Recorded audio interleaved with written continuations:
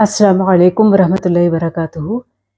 कुरान करीम की आसान और मुख्तसर तर्जुमा और तफसीर के साथ आपको मुसफ़ चैनल पे खुश आमदीद कहती हूँ।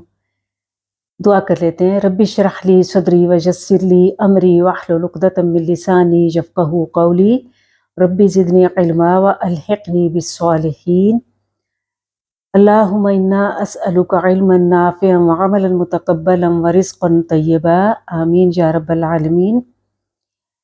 आज का सबक के आगाज़ से पहले मैं आप को याद दिलाना चाहती हूँ कि हमने लास्ट जो 84 नंबर तक आयत थी, हमने उसमें पहले 3 ग्रुप्स देखे थे, यानी ईमान वालों का, फिर मुनाफिकीन का, और फिर कुफार का, फिर मुनाफिकीन का।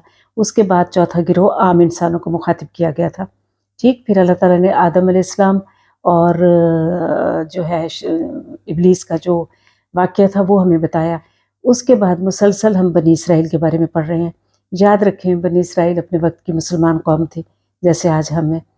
अब अल्लाह ताला उनकी नाफरमानियाँ बताते काफ़ी सारी बताई हैं। उसके बाद अल्लाह ताला ने जो आयत नंबर बताया हमें आयत नंबर 83 में कि उन पर क्या क्या अहकामात थे, कि अल्लाह को एक मानो, वालिदैन की फर्माबरदारी करो, नमाज पढ़ो, ज़कात दो।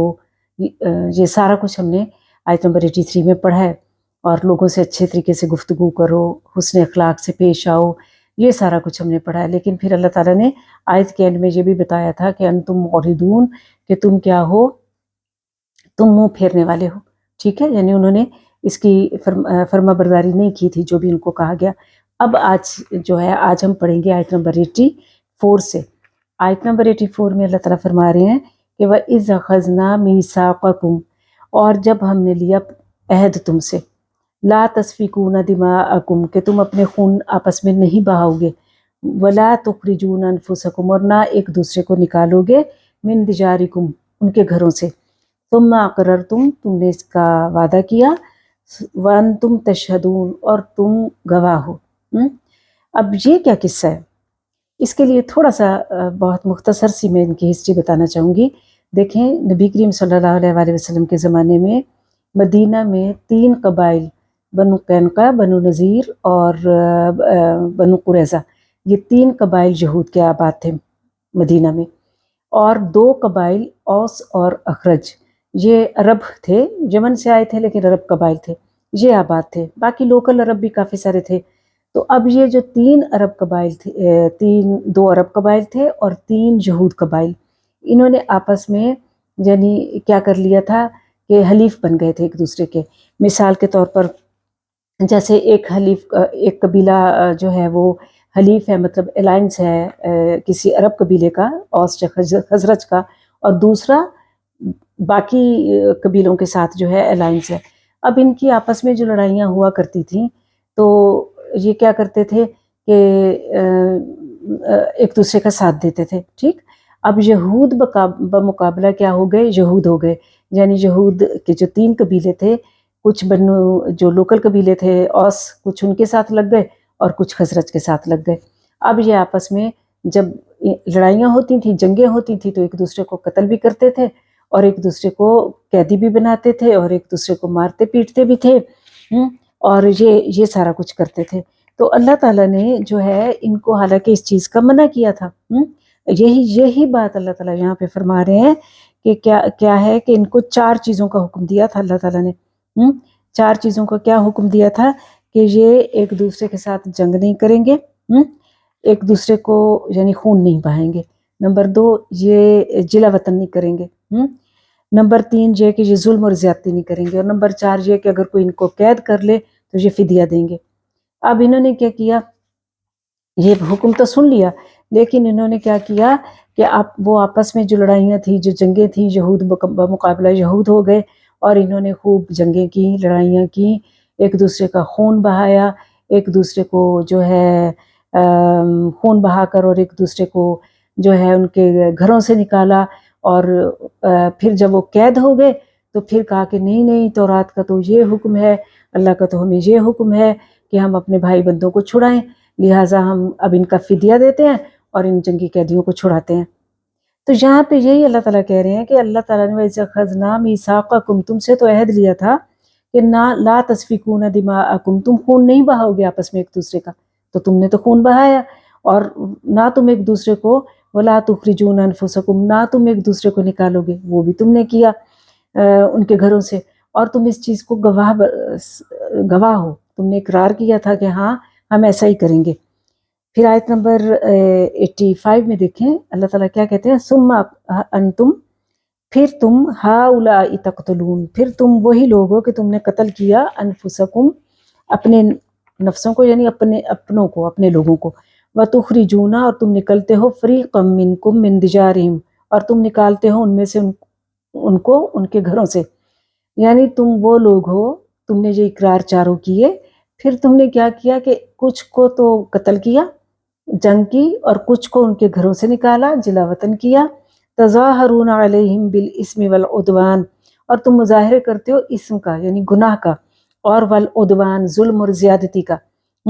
پھر اللہ تعالیٰ دیکھیں اب چاروں چیزیں آ گئی نا، کہ قتل نہیں کرو گے، ان کے گھروں سے نہیں نکالو گے، نمبر 2، نمبر 3 ظلم اور زیادتی نہیں کرو گے، اور نمبر 4 کہ اب چوتھی چیز آ رہی ہے کہ وَإِن يَأْتُوكُمْ أُسَارَىٰ، اور اگر وہ آئیں تمہارے پاس قیدی ہو کر، تُفَادُوهُمْ وَهُوَ مُحَرَّمٌ، تو تم تو پیسہ دے کے ان کو چھڑاتے ہو، حالانکہ وہ حرام کیا گیا علیکم اخراجہم، حالانکہ ان کا تو نکالنا ہی تم پر حرام تھا، یعنی تم نے صرف ایک حکم مانا کہ ان کو فدیہ دے کے چھڑاتے تھے، تمہیں پہلے 3 حکم بھول گئے کہ تمہیں ان کو قتل نہیں کرنا، اپنوں سے جنگ نہیں کرنی، آپس میں پیار محبت اتفاق کے ساتھ رہنا ہے، اتحاد کے ساتھ رہنا ہے، پھر ان کو گھروں سے یعنی ان کو جلا وطن نہیں کرنا، پھر ظلم اور زیادتی نہیں کرنی، یہ سب تم کرتے ہو اور اینڈ میں ان کو چھڑا لیتے ہو۔ تو اللہ تعالیٰ سوال کر رہے ہیں، کیا سوال کر رہے ہیں، افتؤمنون، کیا تم ایمان لاتے ہو ببعض الکتاب، کتاب کے کچھ حصوں پر،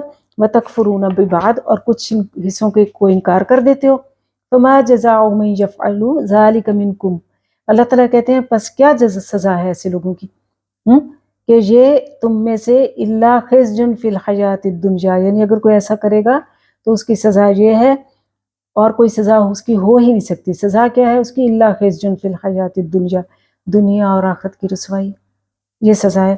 ویوم القیامہ، اور قیامت کے دن تو کیا ہے کہ یردون الی اشد العذاب، بہت شدید عذاب میں یہ مبتلا ہوں گے، وما اللہ بغافل عما تعملون، اور نہیں اللہ بے خبر اس سے جو وہ کرتے ہیں۔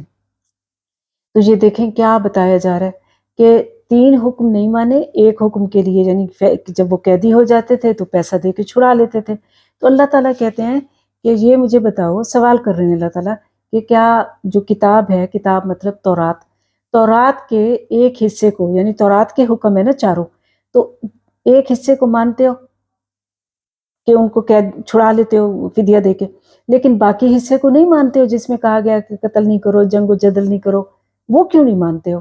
تو یہ ان کو بتایا جا رہا ہے اور سوال کیا جا رہا ہے ان سے۔ پھر اللہ تعالیٰ کہہ رہے ہیں کہ دیکھو ایسے لوگوں کی سزا صرف یہ ہے کہ وہ دنیا میں بھی رسوا ہوں، اور آخرت میں تو اشد العذاب، بہت سخت عذاب ہوگا، اور اللہ تعالیٰ کہہ رہے ہیں جو کچھ بھی تم کرتے ہو اللہ اس سے ہرگز غافل نہیں ہے۔ تو یہ تو تھا یہود کے بارے میں بتایا اللہ تعالیٰ نے کہ وہ کس قسم کے لوگ تھے، یعنی یہ اپنے پھر بار بار میں بتاتی ہوں، یہ اپنے وقت کی مسلمان قوم تھی، اور کیسی تھی کہ جو کچھ اللہ تعالیٰ نے ان کو حکم اور یا احکامات دیے، یا تو وہ اس کو بدل دیتے تھے، یا تو وہ اس پر ٹوٹلی عمل نہیں کرتے تھے، یا پھر اب دیکھیں اس آیت میں کہ احکامات جو دیے گئے ان کو تورات میں، ایک حصے کو مان رہے ہیں، ایک کو نہیں مان رہے، تو اس کی سزا پھر ان کو یہ سنا دی گئی کہ دنیا اور آخرت کی رسوائی، اور آخرت میں بہت سخت عذاب۔ یہ تو بات ہو گئی ہے یہود کی، ٹھیک ہے۔ اب یہ میرے اور آپ کے لیے اور تمام امت مسلمہ کے لیے کیا ہے، لمحہ فکریہ ہے۔ یہی سوال مجھے اور آپ کو اور تمام امت کو اپنے آپ سے بھی کرنا چاہیے۔ کیا سوال کہ کیا ہم کتاب یعنی جو قرآن ہے ہمارے پاس، قرآن کریم، کیا ہم اس کو مانتے ہیں؟ اگر ہم مانتے ہیں تو جو اس میں اب حکم آئے ہیں، کیا ہم ان پہ سمینا واطانا، یعنی ہم نے سنا اور ہم نے مانا کہتے ہیں؟ کیا ہم اس کے تمام حکموں پہ عمل کرتے ہیں؟ کیا ہم اس کے تمام حکموں پہ سیٹسفائی ہیں؟